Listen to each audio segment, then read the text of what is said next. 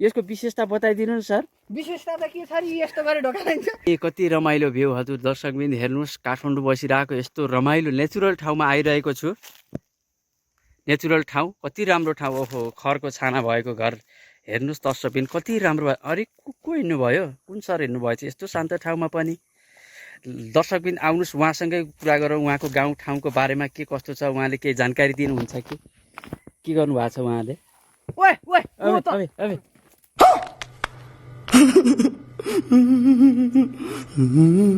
Sir sir के गर्नु लाग्नु भएको थियो sir? Sorry sir, sorry sorry, होइन होइन होइन सर, होइन सर। अरूले पेट काटेर आनन्द बस्न ला बेला आउन ला बेला तँहरू त्यहाँ भिडियो बनाउनु को त? होइन होइन सर सर, मैले त के गर्नु भयो भनेर त्यहाँभित्र केही छ कि केही राख्नु भएको छ कि अथवा केही काम गर्न लाग्नु भयो कि भनेर सर। देखिन त्यहाँ पानी लिएर गइरहेको के हो सर यो यस्तो व्यवस्था? घर बस्नु भएको छ त, यो त कहीँ देखेको थिइनँ। अरूले हग्न ला बेला डिस्टर्ब पर्छ जा। ओहो, हग्न भन्नुभयो सर? यो के हग्न यस्तामा हग्छन् र सर? हजुर यो त हाम्रो पुरानो पाइखाना हो, पुरानो अर्ग्यानिक पाइखाना हो यो। अर्ग्यानिक पाइखाना के हो सर त्यो अर्ग्यानिक पाइखाना भनेको? अर्ग्यानिक यो बजारमा बस्नेलाई के थाहा, हामी गाउँले मान्छेलाई पो थाहा हुन्छ यो अर्ग्यानिक पाइखाना भनेको। हो र सर? अनि यो पाइखाना भनेको टोयलेट भन्नुभएको सर? टोयलेट हो, हाम्रो पुरानो अर्ग्यानिक टोयलेट भनेर बुझिन्छ। यो एसी जोडन गरेको टोयलेट हो यो। तू समझा?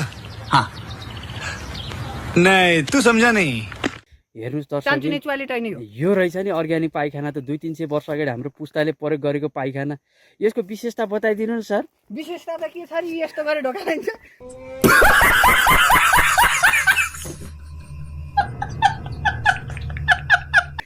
अनि यताडे पुरै मलाई फेरि हाँस आउँछ। यो रिसिदान म हानी बानी हो, यसलाई चाहिँ नरानली। ए हुन्छ सर। यो चाहिँ अर्ग्यानिक एसी जोडान गरेको दुईटा। समझ रहे हो? समझ रहे हो आप? समझ रहे हो?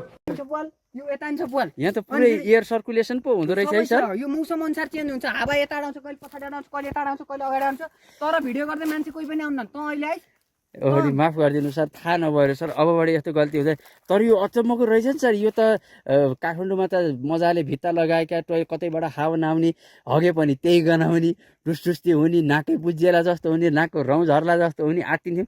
यो त आनन्दको रहेछ सर। कति पर्छ सर यो पाइखाना बनाउन? यो अमूल्य हो, यो अमूल्य, अमूल्य, यो अमूल्य हो, यो अमूल्य, अमूल्य चिज है सर। अमूल्य। ओहो नि, ओहो हेर्नुहोस् त सर।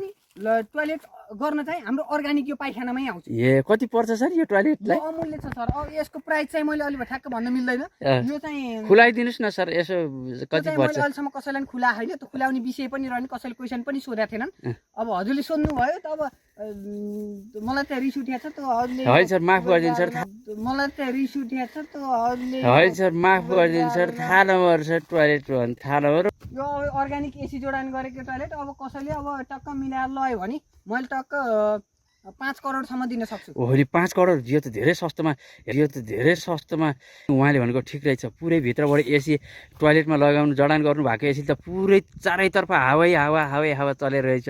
यो रहेछ अर्ग्यानिक शौचालय। अर्ग्यानिक बुटो हेर्नुहोस् हजुर, पातहरू हल्लिरहेछन्। हैछ हैछ हजुर सर। यसको फेना चारैतिरबाट हावा आइरहेछन् बस्दाखेरि, अगाडि अनारतिर पछाडि यता दायाँ बायाँ पुरै आउँछ। यो त शरीरको 9 वटा पालमा पो हावा छिर्दो रहेछ है सर? सबै एउटा पाल मात्रै हैन, यो त टोयलेटको चारैतिरको पालबाट छिरेको छ। ए ल सर, म पनि अहिले भर्खरै अर्ग्यानिक शौचालय प्रयोग गरिहालेँ सर। हुन्छ धन्यवाद सर, धन्यवाद सर। ल ल सर। यस्तो